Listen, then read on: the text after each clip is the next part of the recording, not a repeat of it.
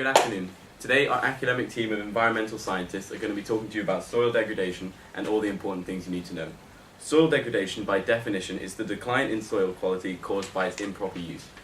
Examples of when soil is improperly used is when it is used for agricultural, industrial or urban purposes. Soil degradation is an important issue because it causes a whole variety of problems such as loss of arable land and increase in water pollution. There are also a series of soil erosion processes which take place as a result of soil degradation. For example, overgrazing, deforestation, unsustainable agriculture and irrigation. The following picture here shows a hillside which has firstly been treated for soil degradation and there as a result of soil degradation. Soil degradation is an important issue because soil takes over 10,000 years to form. So once the soil deposits on the world have run out, then we won't have any soil, and that will create a whole new series of problems for the humans. This picture shows areas around the world which have been affected by soil degradation. Areas such as Russia and Canada are the least affected by soil degradation because they are mainly rural. However, industrial areas such as Eastern Europe and China are the worst affected. I'm now going to hand over to my colleagues who are going to talk to you more about soil erosion processes. Hello everyone, I'm going to be talking to you about overgrazing. Overgrazing is where the land is mainly stripped of vegetation over a period of time. This can happen when the land is either overfarmed or there's a small space and too many animals. Now why this happens is because when a farmer rotates his crops too quickly, it leaves little nutrition in the land, and over time there's none left and the crops cannot grow there anymore. And that's what happens if you don't give land the time to rejuvenate. The steps involved in overgrazing are often more intricate than one might expect. Placement of high densities of ungulates on grassland clearly removes grass and other forb biomass at a rapid rate. Concomitant effects are the residual plant litter or thatch declining in mass density such that surface water infiltration is reduced and ground surface water temperatures increase. Also, these localized surface temperature increases exaggerate the amount of evapotranspiration and hence increase aridity. All of these effects contribute to elevated measured values of near surface temperatures and therefore will suggest contributions to global warming. As we can see in this picture, the land is of just about a wasteland. There looks to be very little vegetation even on the trees. The reason for this was probably because there is a large amount of cows and such a short amount of space. Now, how to manage overgrazing? You can do all these simple routines. Set stocking levels appropriate to the land, in particular taking into account the most sensitive habitats. Avoid overstocking, especially autumn to winter when vegetation growth is slow. Use away wintering and housing where possible. Do not use supplementary feeding to maintain high stock levels on unproductive land, except in particularly hard weather. Reduce grazing pressure in harsh weather conditions, prolonged drought, or wet periods. Shepherd open hill land to distribute grazing pressure evenly and avoid localized overgrazing. Maintain hefts, layers on open feld or moorland. Now I'll hand over to one of my colleagues.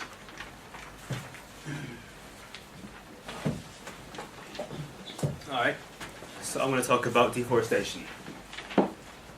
Let's start off with a beautiful view of a luscious green forest. And now imagine it to be gone. A few facts. Did you know that 31% of the world's land masses are forest? And we lose 0.18% of this a year? And you might ask yourself, why? Why would we cut down these beautiful forests for this? Well, there are a few main causes of this. Number one, commercial agriculture. So clearing forests to create space to grow soybeans or crops like that. Cattle ranching, clearing forests to create space for cows or goats to roam and eat the grasses. Logging, cutting down the forest for wood. This happens most often in Brazil, where both legal and illegal logging accounts for more than 70% of the forest degradation. And plantations for palm oil, which is the main ingredient in many products used today. Now you might ask yourself, what would happen if we would cut down forests? Like, what are the consequences? And a prime example of this would be Nigeria, who lost 55% of its forest between 2000 and 2005. And as the trees were removed, the soil was exposed to weather and the climate, causing soil erosion to increase drastically. Cutting down rainforest can also drastically impact the water cycle, causing desertification as the water cycle has been disrupted.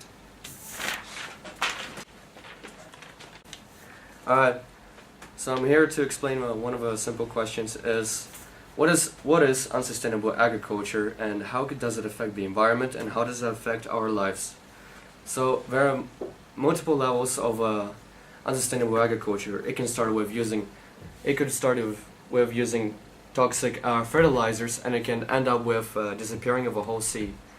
The unsustainable agriculture is something that cannot be a long-term and sustainable option. It can happen due to the wrong use of either water, fertilizers, or just the general location of a farm. So to just like give you an example of what can unsustainable agriculture do is people who live in rural areas and use the unsustainable agriculture methods, if they may toxicate either water or soil, which can lead to very challenging to continue living on in rural areas. So I'm just gonna tell you like here's a picture of a infamous arrow sea. As you can see here, there used to be two rivers located there and there, and the reason why those two rivers were blocked because during the 1960s there was a Soviet project which was they wanted to increase the cotton farming efficiency, so they decided to block both of the rivers, build dams. It ended up with making the cotton farming a lot more efficient. However, it led to the water levels of the Aral Sea started to disappear. So, as you can see here, like, but every 10 years, the levels of the sea started rapidly decreasing. So, which led to this, led to immigration of thousands of people and abandoned, just in general, the whole wasteland. So yeah.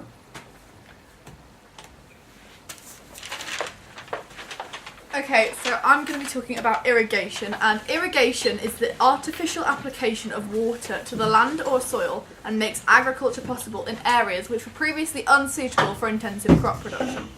So what are the benefits of irrigation first of all? So benefit helps to encourage plants growing by improving crop quality, which is most significant in vegetable crops, transporting water to crops to increase yield, particularly on sandy soils, which have low moisture holding capacities, keeping crops cool and under excessive heat conditions and prevents freezing, maintaining landscapes for agriculture, and revegetating disturbed soils in dry areas and during periods of inadequate rainfall. So, what are the types of irrigation? There are 4 types of irrigation, and this is the first one, which is surface irrigation, where water flows directly over the surface of the soil. The entire surface can be flooded, which is most often used for crops that are sown, drilled or seeded, or the water can be applied through furrows between the rows. This is sprinkler irrigation, and with sprinkler irrigation, water is sprayed through the air from pressurised nozzles and falls like rain on the crops. This is variable flow irrigation, and this is where variable flow irrigation sprinkler head improves the precision of water and farm chemical applications. And the final type, which is trickle or drip irrigation, and this is where the trickle or drip supplies water directly onto or below the soil surface through emitters that control water flow, and these are the emitters. Okay, but irrigation can be very harmful to soil and can cause this, which is degraded soil, and this is caused when irrigated soils develop reduced fertility and experience erosion and surface runoff, which leads to a reduced soil depth. Irrigation can lead to soil degradation when certain farming methods are used, such as clear cutting or waterlogging the soil for paddy fields, which increases salinisation and alkalinisation in the topsoil according to the UN Commission. Another problem that irrigation causes is sedimentation. Runoff irrigation water can lead to sedimentation of rivers, lakes and coastal areas. The problem is made considerably worse if there is no vegetation left along the banks of rivers and other watercourses to hold the soil. Sedimentation is a serious problem because it causes damage to freshwater and marine habitats, as well as the local communities that depend on these habitats. For example, people living in Jiangsu Indigenous Park in Brazil report declines in fish numbers, as seen here.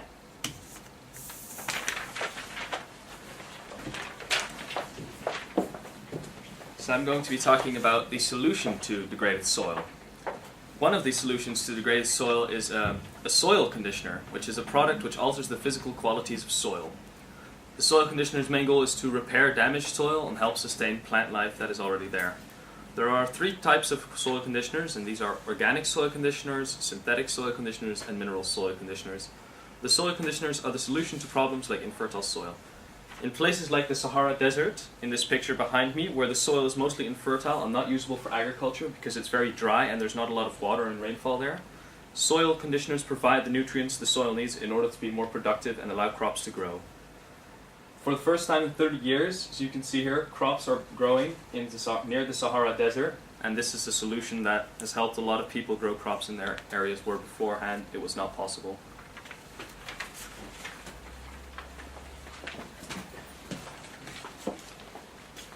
So, as we know, the wind is also very damaging to the soil, as it can cause soil erosion. But what if I were to tell you that there is in fact a solution to this? Now, we can't simply turn off the wind, as that is not possible. However, we can reduce it. These are called wind reduction techniques, and they are put in place to protect humans, people, buildings, livestock, and also to conserve soil and water. So what are these fantastic solutions? Well, the first one is windbreaks. And windbreaks are trees and shrubs that are planted in a linear manner in order to increase crop production. And there are 3 different types of windbreaks. The first one is field windbreaks, and these are known to increase the production of pollination, and pesticide effectiveness. And then the second one is livestock windbreaks, and these are known to decrease animal stress, decrease animal mortality, also decrease feeding consumption, visual impacts, and odour. And then the third one is living snow fences, and these are put into place so that the snow, when it snows, it will be spread out across the field in an even manner, therefore increasing spring soil moisture. So moving on to shelter belts. So shelter belts are also trees and shrubs that are planted as a barrier to reduce wind speed, and then also to protect buildings, people, as I have said, and also they are known to enhance biodiversity. They are located around farmyards, adjacent to riversides, road waterworks. I didn't mean to say that.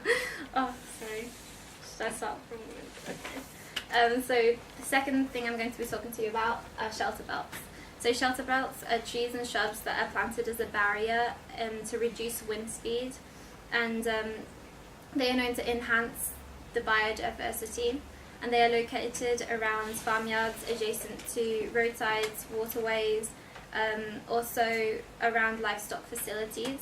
There are 5 different types of shelter belts. The first one is farmyards, field, dugout, roadside, and then livestock.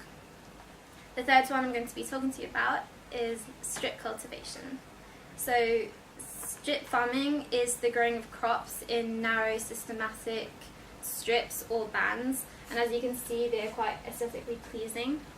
And in 1930s they were developed as a soil conservation method, and then in the 1960s strip farming became an important tool to prevent water and air pollution, and then also to improve wildlife habitat.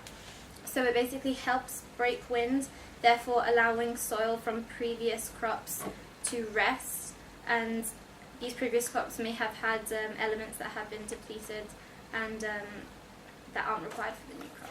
Thank you.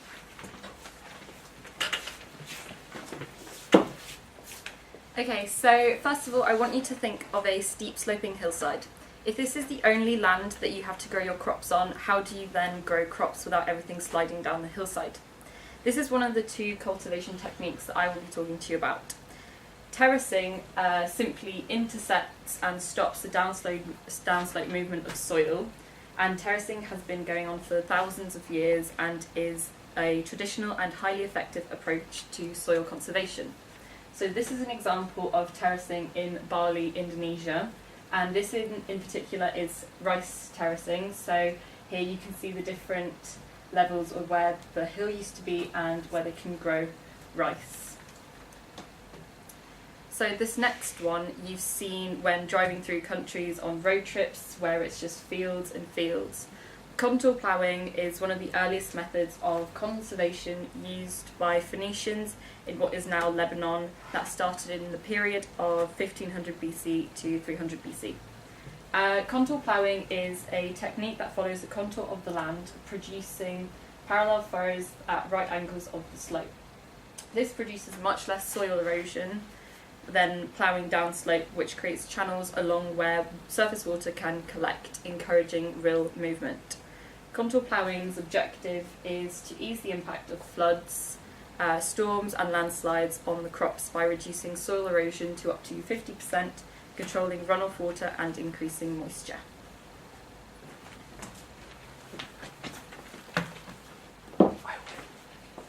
So today I'm going to talk to you about the ploughing of marginal lands. Marginal lands are lands that are often difficult to grow on. This may be because they're on the edge of a farm, for instance, or they've been damaged by man-made or environmental factors. The major example I'm using here is the Great American Dust Bowl. This was a period of time during the 30s in which lots and lots of topsoil was put into the air by high winds after a period of drought. The core root of the problem was the ploughing of marginal lands. This disturbed the virgin kind of topsoil, and it destroyed the deep-rooted grass which held the whole ground together, and so as a result lots of it was able to be blown up. As a result of this, the Americans decided to create ways to solve it. So the Agricultural Adjustment Administration was founded, and they decided they needed more than 6.5 million acres of land to be put back into grassland, and so 16,000 farmers had been relocated. So they bought the land off the farmers and relocated them, and then let the grasslands grow again, basically. And after that, once everything was restored, they moved the farmers back. The Civilian Conservation Corps were also founded, and they were used to teach farmers new ploughing methods, because the fairly outdated ploughing methods is why the whole ploughing of marginal lands became a problem. And so they taught them things like contour ploughing and strip farming, as Kim mentioned earlier. And these kind of help as they allow them to farm on marginal lands without damaging them. Thank you. And by 1938, this had reduced the amount of topsoil blowing in the Great Dust Bowl by 65%. Right.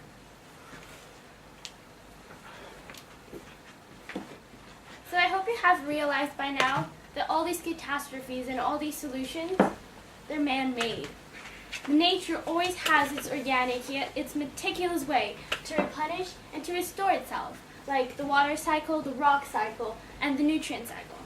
Therefore, it's nobody else's but our own duty, because we intervene into nature, to help it keep its own balance, and to allow Mother Earth to go on unharmed, allowing for sustainability and a healthier planet and lives for all of us. So now that we've talked about the urgency of for action to be taken, it's important that we emphasize that action is already taking place.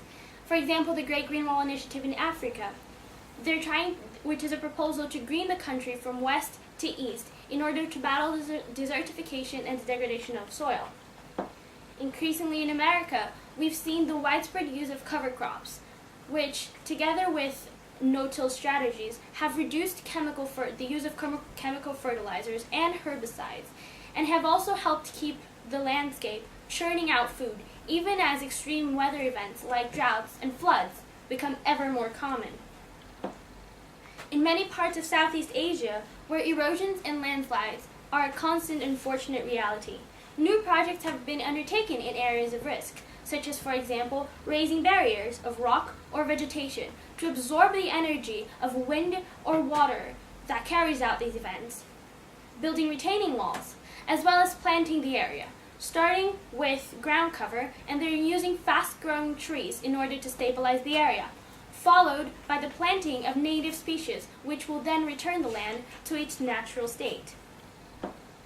And since 2005, we saw Brazil making massive strides in assisting to reduce global warming by reducing deforestation in the Amazon enough in 5 years to lower heat-trapping emissions more than any other country on Earth. Since then, domestic legislation and the international effort known as REDD+ have continued to enhance the enormous potential of reducing emissions from deforestation and forest degradation, as well as conserving and regrowing tropical forests. We here believe that any and everything begins from its foundations. Everything starts down under and grows taller before becoming something splendid. The journey starts here. Buildings, trees, and humans. Soil is at the very crux, at the very basis of the competence and complexity of biodiversity, of providing and producing all the necessary services to itself and to us. In every single human being, there exists 100 trillion living cells, all of which depend on what output the soil can give us, and its health and its survival depends solely on us. We need to begin caring more for our bedrock, but we can only do it together. It must be our choice to act now. We hope that's your choice too. Thank you.